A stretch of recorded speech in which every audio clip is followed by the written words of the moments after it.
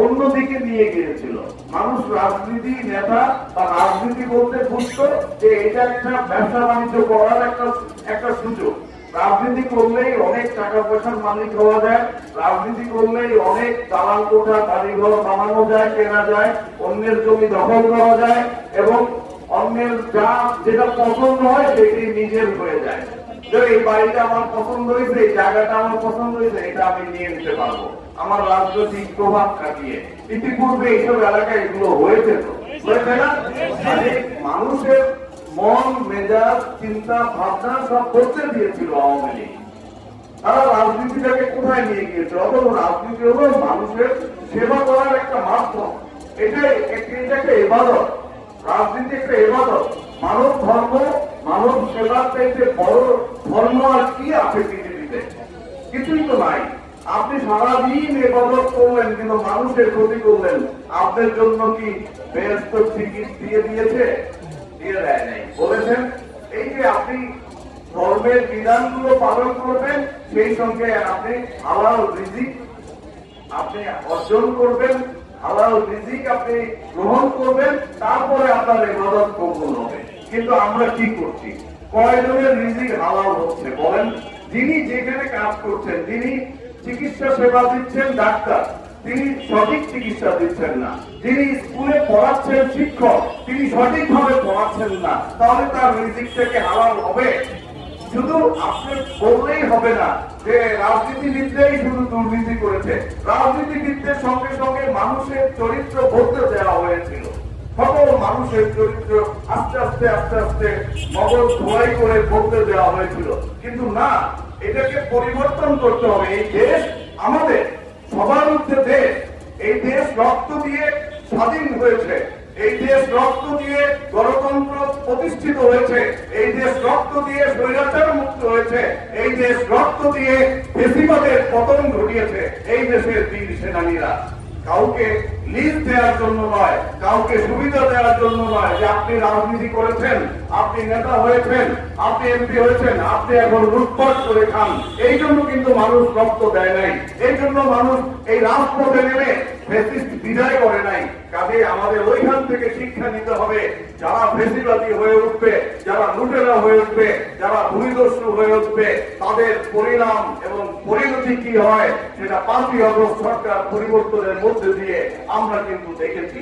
সুতরাং সেখান থেকে শিক্ষা নিয়ে আমাদের নেতা যেভাবে দল পরিচালনা করছেন, তিনি বলেছেন এই দলে কোনো লুটেরার জায়গা হবে না, কোনো চাঁদাবাজের ভূমিদস্যুদের জায়গা হবে না। এবং আগামী দিনে তারাই নমিনেশন পাবে যারা মানুষের সঙ্গে থাকবে, মানুষের সুখ দুঃখের কথা বুঝবে এবং মানুষের পাশে থেকে রাজনীতি করবে, তাদেরকে নমিনেশন দেওয়া হবে। তাহলে এই দল মানুষ যে ভোটাধিকার ফিরে পাচ্ছে, এই ভোটাধিকার তারা তাদের আমানত সঠিক জায়গায় প্রয়োগ করার সুযোগ পাবে।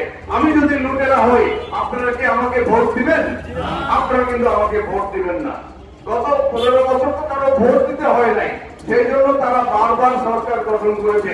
শুধু একটা বার যদি সুযোগ দিয়ে জনগণের হাতে যদি একটা বার যদি সুযোগ দিয়ে দেখতো, এই আওয়ামী লীগ যারা এখন পালিয়েছে তারা 10টা আসনও সারা দেশে পেত কিনা সন্দেহ আছে। তাদের এমন অবস্থা হয়ে গিয়েছিল, শুধু কিছু বাহিনীর উপরে ভর করে তারা রাজনীতিতে টিকে ছিল, সরকারের দিকে ছিল, কিন্তু জনগণের কোন সমর্থন তাদের পক্ষে ছিল না।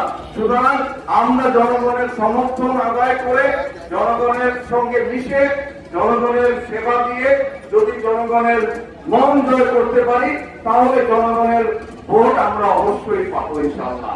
এবং আমাদের নেতা সেইভাবেই আমাদেরকে বলেছেন, আপনারা জনগণের সঙ্গে থাকুন এবং জনগণকে আপনাদের সঙ্গে রাখুন। আপনারা দেখেছেন বিএনপিতে কোন লুটেরার জায়গা হবে না, বিএনপিতে কোন চাঁদাবাজের জায়গা হয় নাই।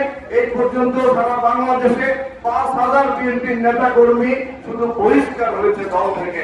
কেন বহিষ্কার হয়েছে?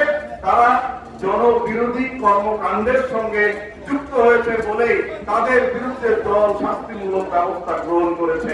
কারো কমিটি ভেঙে দিয়েছে, নতুন কমিটি করে দিয়েছে, কাউকে বহিষ্কার করেছে, কাউকে জেলেও ঢুকিয়েছে বিএনপি এবং সুপারিশ করে দেয় যে আমরা দল থেকে তাকে বহিষ্কার করলাম, তার বিরুদ্ধে আইনগত ব্যবস্থা নেওয়া হোক।